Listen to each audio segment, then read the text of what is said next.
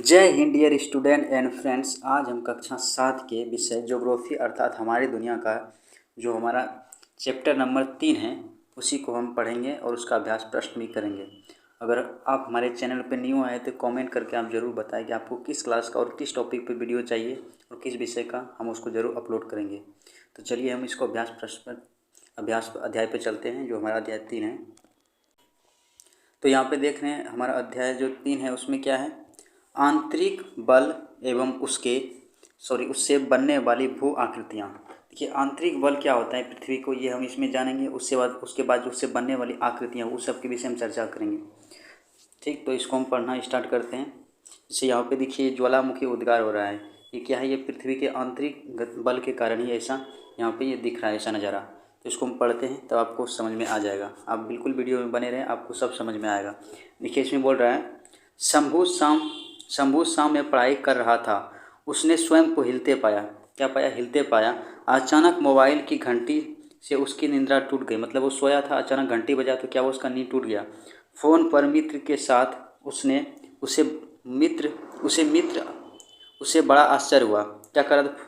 Phone उसके मित्र का था, उसे बड़ा ही आश्चर्य हुआ। उसने स्पीकर ऑन कर हेलो कहा, जिसे आप भी बात कर हेलो बोलते हैं। दूसरी तरफ आवाज़ आई, पटना में भूकंप आया है। सारे लोग घर से बाहर निकल गए। देखिए भूकंप कैसे आता है उसके बारे में जानेंगे। देखिए पृथ्वी जो हमारा पूरा पृथ्वी है, पृथ्वी पे जो है, पृथ्वी जो हमारा ये पूरा जो प्लेट पे टिका हुआ है, किस पे टिका हुआ है? प्लेट पे। जैसे 300 लगभग, जिसमें 300 प्लेट हैं बड़ा छोटा मिला के, उसमें 7 जो प्लेट है ये सबसे बड़ा प्लेट है, जैसे हम दिखा रहे हैं। देखिए ये हमारा क्या है, ये हमारा पूरा पृथ्वी है। पृथ्वी पे आप सब जानते हैं कॉन्टिनेंट अर्थात महादेश की संख्या कितना है? 7 महादेश हैं। और 7 महादेश जो है इसमें बड़ा प्लेटों पर ही बसा हुआ है। उसके अलग में छोटा प्लेट है, सब मिला के 300 से ज़्यादा प्लेट है।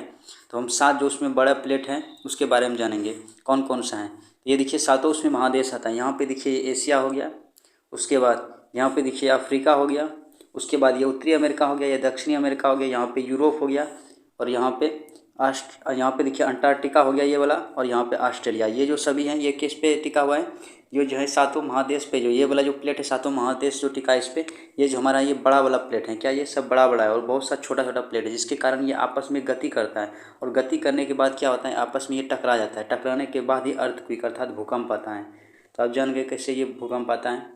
तो अब चलते हैं। देखिए यहाँ पे क्या बोल रहा है, टीवी पर खबर आ रही थी कि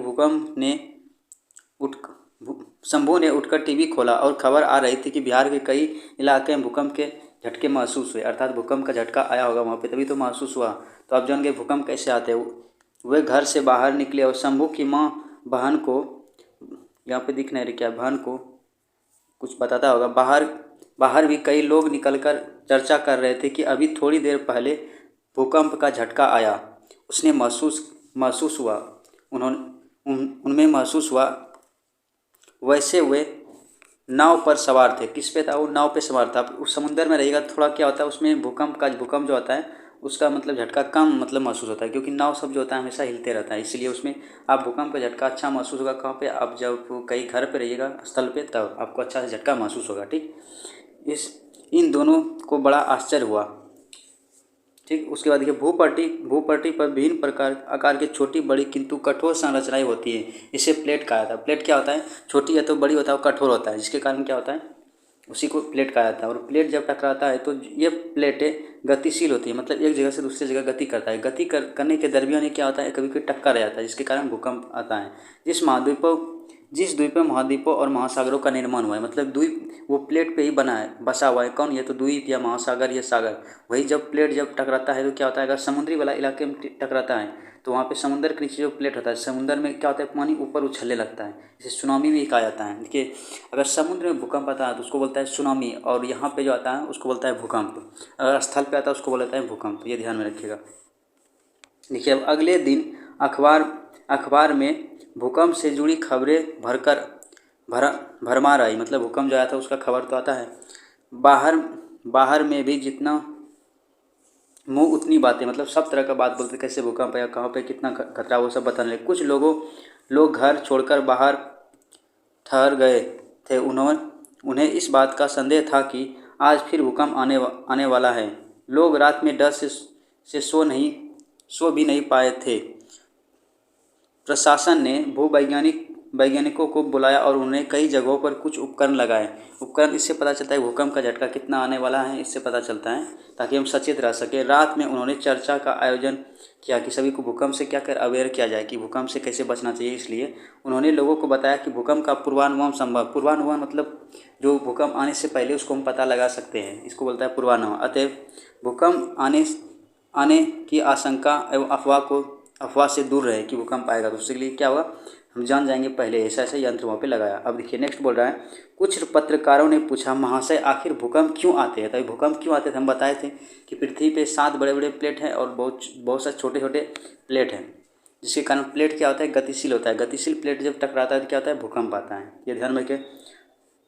देखिए हमारी पृथ्वी की ऊपरी सतह प्लेट में विभाजित है। ऊपरी सतह जो प्लेट में विभाजित, जो हमेशा गतिमान रहता है, अभी बताए, उसी गति के कारण प्लेटें एक दूसरे के पास आती हैं और कुछ दूर जाती हैं, कुछ साथ साथ रहती हैं और कुछ, जिसके कारण आपस में टकराहट होती है और कंपन शुरू होता है। जब दोनों प्लेट टकराता है तो क्या होता है, कंपन होता है, उसे भूकंप कहा जाता है। तो आप पूछेगा भूकंप किसे कहा जाता है। देखिए हमारा पृथ्वी जो है ऊपरी पृथ्वी जो स्थित है, किस पे स्थित है, प्लेट पे स्थित है। जब ये प्लेट आपस में, और प्लेट क्या है, गतिमान है, जब गतिमान प्लेट आपस में टकराता है तो कंपन उत्पन्न होता है, उसे ही भूकंप कहा जाता है। इसे आप लिख सकते हैं। उसके प्रभाव से कई भूभाग धंस जाता है। क्या होता है, कहीं पे भूभाग धंस जाता है, उसको लैंड स्लाइडिंग बोला जाता है। तो कई उभर जाता है। ये घटनाएं यदि मानव आवास वाले क्षेत्र में होती है तो अत्यंत ही विनाशकारी होता है, क्योंकि बहुत सा घर सब टूट जाता है और वहाँ पे बहुत सा भी डेथ हो जाता है, मृत्यु हो जाता है बहुत सा आदमी का। इसलिए स्थल भाग में जहाँ पे होता है, जहाँ पे आदमी सबका आवास होता है, वहाँ बहुत ही खतरनाक होता है। अब देखिए यहाँ पे प्लेट की सीमा, अधिकेंद्र, उसके बाद भूकंप की तरंगों की दिशा और बाहर की ओर निकलती है। देखिए जैसे भूकंप जहाँ पे भूकंप होता है, जहाँ से ये उत्पन्न होता है, उसको बोलता है भूकंप केंद्र। और जो भूकंप का झटका जहाँ पे पहले आता है उसको बोलता है, जो इस जगह ये ज़्यादा कम आता है भूकंप का झटका, उसको बोलता है अधिकेंद्र। क्या बोलता है, अधिकेंद्र। ये ध्यान में रखिएगा। जहाँ पे उत्पन्न होता है उसको बोलता है भूकंप का केंद्र, और जहाँ पे सबसे पहले झटका होता है उसको बोलता है अधिकेंद्र। और ये किस माध्यम से आता है, तरंग के माध्यम से आता है। ये ध्यान में रखिएगा। अब देखिए भूवैज्ञानिक ने आगे बताया कि कुछ ऐसे यंत्र है जिससे हम भूकंप की तीव्रता एवं उसकी उत्पत्ति का स्थान पता लगा सकते हैं। मतलब कितना तीव्रता से भूकंप आया उसको भी पता कर सकते हैं, और कहाँ किस जगह उत्पत्ति हुआ उसको भी पता कर सकते हैं। ठीक। अब देखिए यहाँ पे बता रहे हैं, बिहार में सबसे भयानकारी भूकंप आया था। ये कब आया था, 1934 में दरभंगा में। उसके बाद सितंबर क्या होता है 1993 में कहाँ आया था, यह आया था महाराष्ट्र के लातूर में। कहाँ पे आया था, लातूर जो है महाराष्ट्र में है। उसके बाद 2001 में कुछ कच्छ एवं भुज कहाँ पे, ये गुजरात में। ये ध्यान रखिएगा। भूकंप के भयानक झटके महसूस हुए, जिससे जान माल का व्यापक क्षति हुई। आप देखिए जितना भी भूकंप होगा, देखिए ये हमारा भारत का फोटो है। इसमें क्या है, अर्थक्वेक रिस्क जोन, मतलब कहाँ पे ज़्यादा रिस्क है अर्थ भूकंप का, वहाँ पे। भूकंप को अंग्रेजी में अर्थक्वेक बोला जाता है। क्या बोलता है, क्विक मतलब उलट पुलट, पृथ्वी का उलट पुलट। आप देखिए भूकंप का जितना भी झटका है, यहाँ पे देखिए वेरी हाई डेंजर जोन, यहाँ पे जितना भी इस कलर का है काला वाला, यहाँ पे देखिए इधर जो पूर्वोत्तर राज्य है, यहाँ पे छोटा छोटा प्लेट बहुत सा है, जिसके कारण ये टकराने से भूकंप आने का झटका है। यहाँ पे देखिए बताया था कच्छ के भुज में भी आया था। यहाँ पे गुजरात में ही, यहाँ पे कच्छ और भुज यहीं पे आया था। और लातूर यहाँ पे देखिए महाराष्ट्र में। लेकिन आपको देखिएगा ये दक्षिण भारत में भूकंप नहीं आता है, क्योंकि ये दक्षिण भारत जो है, इसका जो प्लेट है दक्षिण भारत का, ये बहुत ही पुराना है और ये बहुत ही मजबूत है, जिसके कारण इसका भूकंप जो कंपन होता है तो ये अंदर में ही उसका झटका रह जाता है, बाहर आ ही नहीं पाता, क्योंकि इधर का जो प्लेट है ये दक्षिण भारत का बहुत ही मजबूत है। इसलिए आप देखिएगा दक्षिण भारत में कभी भूकंप नहीं आएगा, लेकिन उत्तर भारत में आएगा, क्योंकि ये नया नया हिमालय सब पर्वत बना है, इसीलिए यहाँ पर इसका प्लेट उतना मजबूत नहीं है। इसके कारण यहाँ पर जो भूकंप आता है झटका आ जाता है। लेकिन आपको दक्षिण भारत में भूकंप का झटका नहीं देखने मिलेगा, क्योंकि इसका प्लेट बहुत मजबूत है। ये ध्यान में रखिएगा। आप जब कंपटीशन का पढ़ाई कीजिएगा तो आपको ये क्वेश्चन आएगा। उसके बाद देखिए पत्रकार ने पूछा, महोदय क्या हम इससे होने वाले नुकसान को नहीं रोक सकते हैं। अब देखिए क्या होता है, क्या आप जानते हैं कि 11 मार्च 2011 को जापान के उत्तर पूर्व तट पर भयानक भूकंप के झटके महसूस किए गए, जिसमें हजारों लोगों की मृत्यु हो गई थी। ये ध्यान रखें। भूकंप की तीव्रता किसमें मापा जाता है, सिस्मोग्राफ से मापा जाता है। रिक्टर पैमाने पर भूकंप की तीव्रता मापने की इकाई है। क्या है, इकाई। देखिए भूकंप की तीव्रता किससे मापा जाता है, भूकंप की तीव्रता सिस्मोग्राफ से मापते हैं। लेकिन रिक्टर पैमाने पर भूकंप की तीव्रता की इकाई मतलब उसका झटका से मापा जाता है, लेकिन तीव्रता किससे मापा जाता है, सिस्मोग्राफ से। और रिक्टर पैमाने पर भूकंप की तीव्रता मापने की इकाई है। देखिए इकाई का मतलब होता है छोटा से छोटा भाग। अब देखिए यहाँ पे ये मेंशन किया हुआ है कहाँ पे हाईली डेंजरस जोन है जो भूकंप आता है, तो उधर हम पिक्चर में भी दिखाए थे, आप यहाँ पे भी देख सकते हैं। देखिए यहाँ पे कहाँ कहाँ है, देखिए यहाँ पे जो पहला नंबर पे यहाँ ये जो सबसे अत्यधिक जोर, देखिए यहाँ पे लिखा है अत्यधिक जोखिम जोखिम वाले क्षेत्र, जहाँ पे ये ब्लैक वाला है फोटो बना हुआ है, ये सब क्या है अत्यधिक भूकंप आने का यहाँ पे चांस है। उसके बाद ऐसे वाला जो है यहाँ पे इस तरह का इस यहाँ पे है अधिक जोखिम वाले क्षेत्र, मतलब थोड़ा इससे कम, तो कहाँ कहाँ पे ये पर अधिक जोखिम वाला क्षेत्र ये हो गया। उसके बाद मध्यम जोखिम मतलब कम वाला खतरा, तो ये सब में कम खतरा है यहाँ पे। उसके बाद कम मध्यम वाला, उसके बाद कम जोखिम, तो कम जोखिम बताए थे आप लोगों को कि यहाँ पे जो कम जोखिम वाला है ये दक्षिण का जितना भी एरिया ये कम जोखिम वाला है, क्योंकि इधर का प्लेट बहुत ही मजबूत है, ये पुराना बहुत प्लेट है बहुत मजबूत है, इसीलिए यहाँ पे भूकंप नहीं आता है। अब आप देख लिए यहाँ पे ये भूकंप का क्षेत्र यहाँ पे दिया है, तो आप यहाँ से देख सकते हैं। अब देखिए नेक्स्ट इसमें बोल रहा है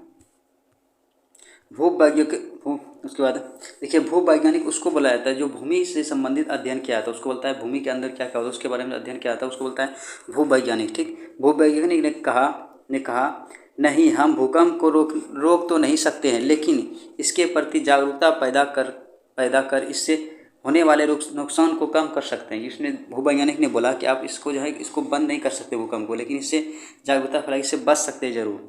देखिए पत्रकारों ने पूछा क्या भूकंप की तीव्रता सभी जगह एक ही तरह का होता है? नहीं, ऐसा नहीं होता है, सभी जगह एक तरह नहीं होगा। जिस जगह के भूकंप का केंद्र होगा, जहाँ पे उद्गम होगा, वहाँ पे ज़्यादा पड़ता है। ठीक, भूवैज्ञानिक ने बता नहीं, ऐसा नहीं। भूकंप भूपर्पटी के नीचे वह स्थान जहाँ कंपन शुरू होता है उसके उद्गम केंद्र कहा जाता है। क्या कहता है? उद्गम केंद्र। ठीक, उद्गम केंद्र भू सतह का निकटतम स्थान को अधिक केंद्र कहा जाता है। मतलब भूकंप का झटका सबसे पहले जहाँ जिस बिंदु पे आता है पृथ्वी पे केंद्र से, उसको बोलता है अधिक केंद्र। ठीक, ये ध्यान में रखिएगा। जैसे आगे हम बताएंगे अधिक केंद्र से कंपन बाहर की ओर तरंग के रूप में चलती है, जिसकी तीव्रता दूरी बढ़ने के साथ कम होता है। मतलब जितना भी दूर जाएगा कंपन से, मतलब उद्गम बिंदु से यहाँ से, उसके बाद जितना ऊपर जाएगा उसका जो तीव्रता कमते जाएगा। अधिक केंद्र के निकटतम भाग में सर्वाधिक कंपन होता है, वहाँ सर्वाधिक क्षति होता है। पत्रकारों ने पूछा भूकंप आने पर हमें क्या करना चाहिए? सबसे पहले तो हमें घबराना नहीं चाहिए। क्या करना चाहिए? घबराना। उसके बाद मजबूत मेज पलंग या चौकी के नीचे छुप जाना चाहिए। जैसे आप घर में फंस गए हैं तो उसी के नीचे आपको छुप जाना चाहिए, या तो कोने में आप खड़ा हो जाना चाहिए। उसके बाद आग वाले सामान, चिमनी, कमज़ोर छत या कमज़ोर दीवार से दूर हट जाना चाहिए, क्योंकि जब भूकंप से गिरेगा तो आप पे गिरने का खतरा रहेगा। अब देखिए यहाँ पे जब ज्वालामुखी उद्गार क्या है उसके बारे में जानेंगे। देखिए ये ज्वालामुखी जो निकलता है, ये जहाँ से उद्गार होता है यहाँ पे ये मैग्मा बाहर निकलता है। क्या बोलता है? मैग्मा। इसी सब उसका राग जो निकलता है इसको बोलता है गैस का राग।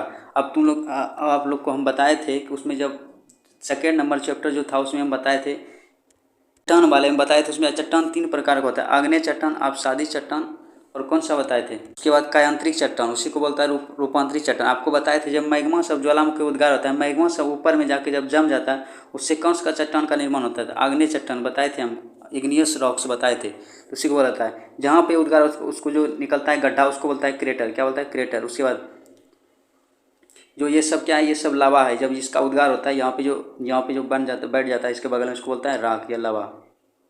देखिए ये क्या है? ये वोल्केनो, ये ज्वालामुखी, इसी का उद्गार वाला है। यहाँ पे देखिए लिख रहा है, जहाँ लिखा है वोल्केनो एस में जो यहाँ पे इसका राग बसता है इसी को बोला जाता है।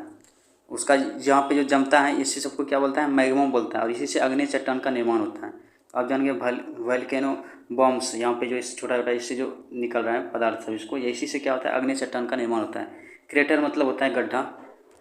इसे यहाँ पे एस लेयर, इसका जो राख का जो इसमें बन जाता है परत उसी को बोला जाता है।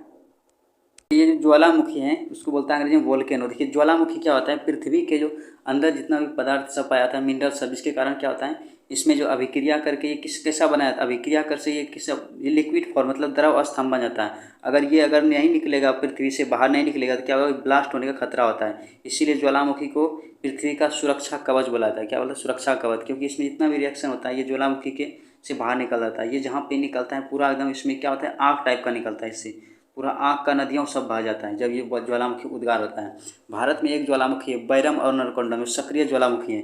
उससे भी क्या होता है? हमेशा आग सब कभी कभी उसमें मतलब उससे उत्पन्न होता है, आग सब निकलता है कभी कभी।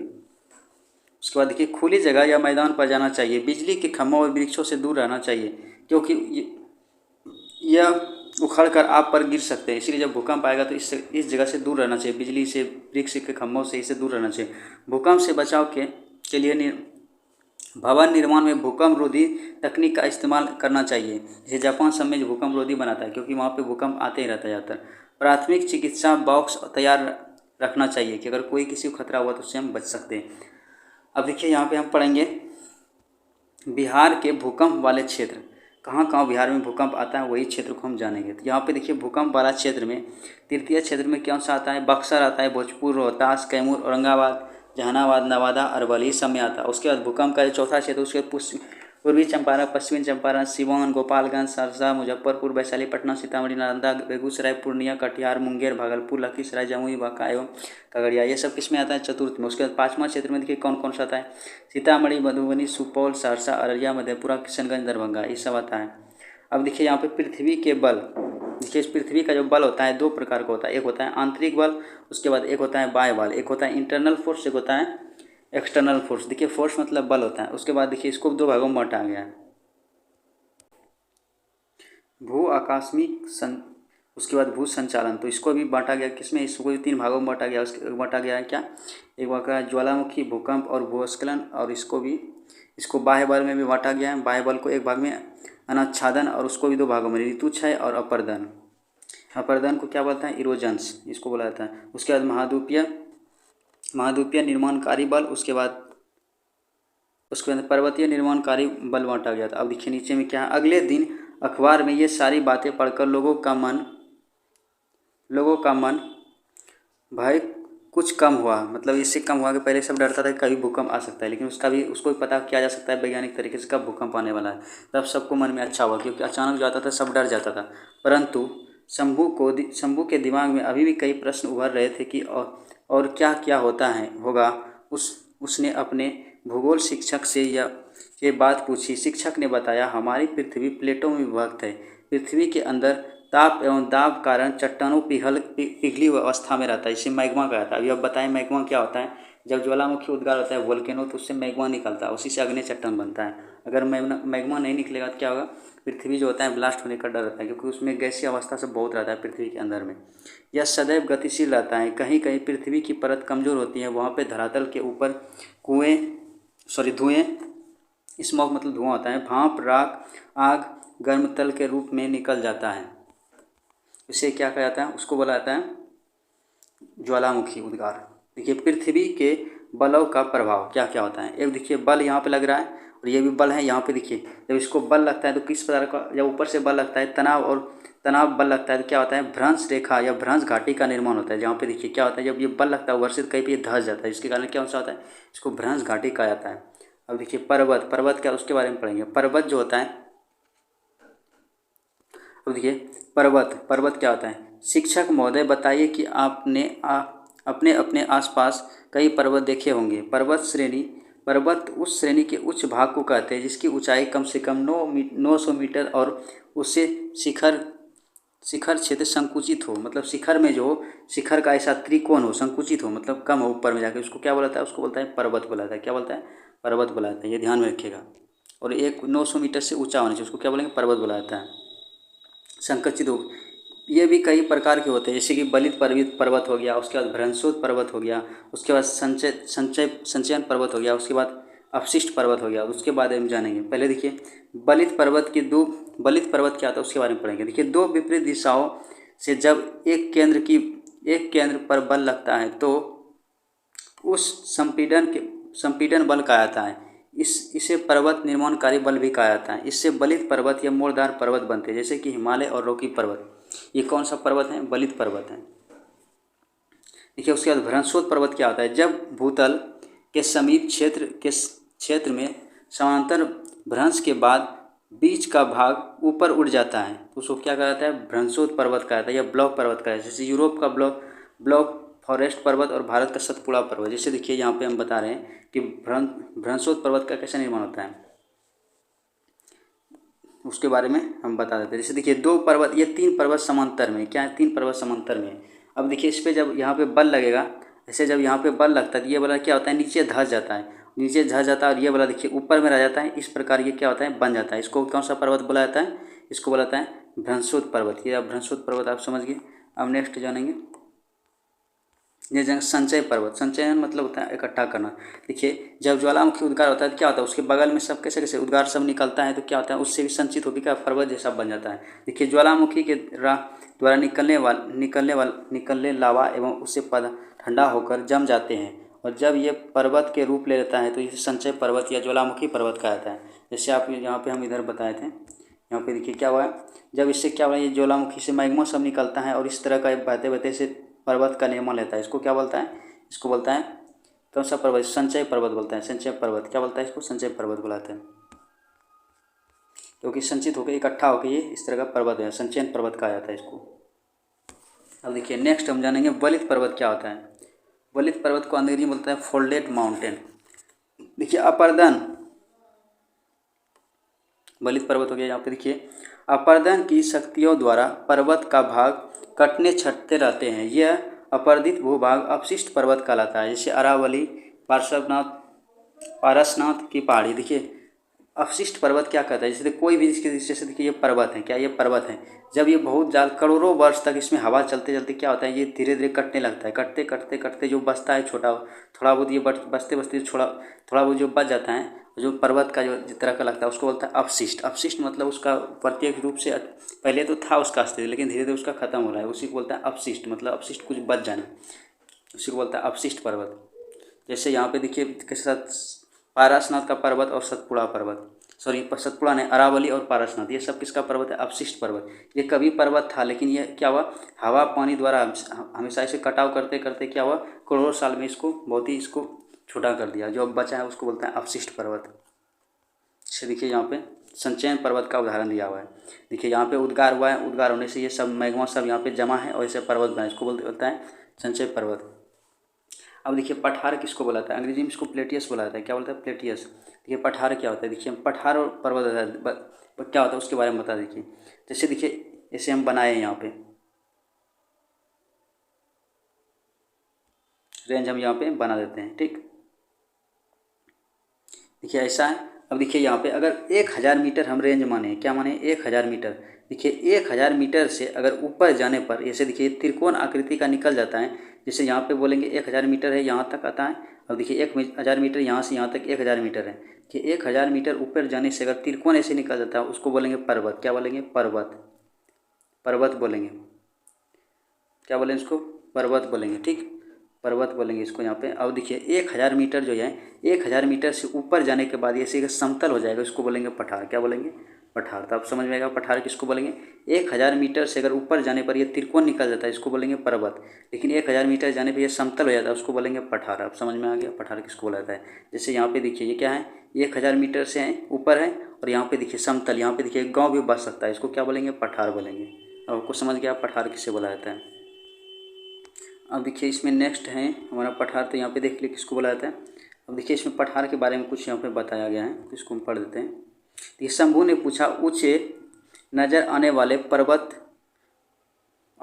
स्थान पर्वत हैं। शिक्षक ने बताया नहीं, धरातल में भी ऐसी आकृति हैं जो समुद्र तल या सभी धरातल से एकदम से ऊंचा प्रतीत होता है। यह प्रायः ढाल वाला होता है, इसलिए इसे ऊपरी हिस्से सतह काफ़ी विस्तृत क्षेत्र में फैली होती हैं। इसे ही पठार कहा जाता है। कभी कभी पठार के ऊपर छोटी छोटी पहाड़ियाँ भी पाई जाती हैं। ये कई प्रकार के होते हैं, जैसे यहाँ पे दिया हुआ है कैसा है।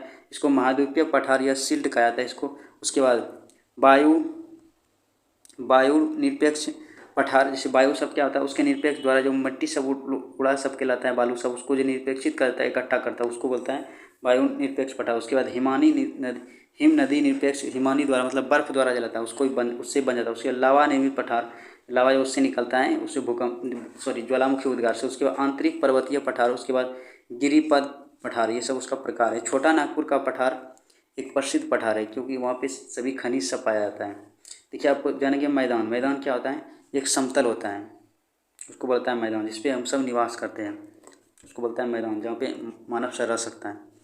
देखिए शिक्षक ने शंभू से पूछा अच्छा बताओ क्या तुम्हें कोई क्षेत्र ऐसा नज़र आता है जहाँ पे आमतौर पर सामान्य ढाल या प्रायः समतल भूमि हो। शंभू ने सोचते हुए जवाब दिया महाशय हाँ, अपना बिहार, बिहार क्या है, एक मैदानी एरिया है, क्योंकि यहाँ पे ऊंचा उतना नहीं है, पहाड़ नहीं, उबड़ खाबड़ नहीं है। शिक्षक ने बताया, हाँ, कहाँ कहाँ जहाँ जहाँ गंगा का मैदान है वहाँ सामान्य ढाल एवं समतल भूमि वाले क्षेत्र को मैदान कहा जाता है। तो ये सब यहाँ पे हैं। वे समुद्र तल से ऊंचे या नीचे हो सकते हैं। यह प्रायः एक ही प्रकार की मिट्टी से बने होते हैं, इसमें थोड़ा बहुत स्थानीय अंतर होता है। ग्लोबल वार्मिंग के चलते समुद्र का तल बढ़ रहा है। मतलब ग्लोबल वार्मिंग के कारण क्या है, कार्बन डाइऑक्साइड में वृद्धि हो रहा है। और जो केंद्र पर जो हमारा जो केंद्र पर सब जो बर्फ़ सब जमा है, उसे पिघलने से क्या हो रहा है, समुद्र का जो पानी का स्तर बढ़ रहा है। तो यही बोल रहे हैं। कुछ कुछ मैदान समुद्र तल से नीचे जा रहा है। शंभू ने कहा, तब तो पृथ्वी की आंतरिक बल के कारण बहुत सारे परिवर्तन होते हैं। शिक्षक ने कहा, बिल्कुल ठीक ठीक। और उन्होंने मुस्कुराते हुए शंभू का पीठ थपथपाया। तो यहाँ पे देखिए जो भी इंपॉर्टेंट था हम इसमें बता चुके हैं। अब इसका अभ्यास प्रश्न है, इसको हम वीडियो में प्रोवाइड कर देते हैं, और इसमें कोई भी गड़बड़ी हो तो कमेंट में ज़रूर बताएं, ताकि हम उसको सुधार कर सकें। Thanks for watching this video.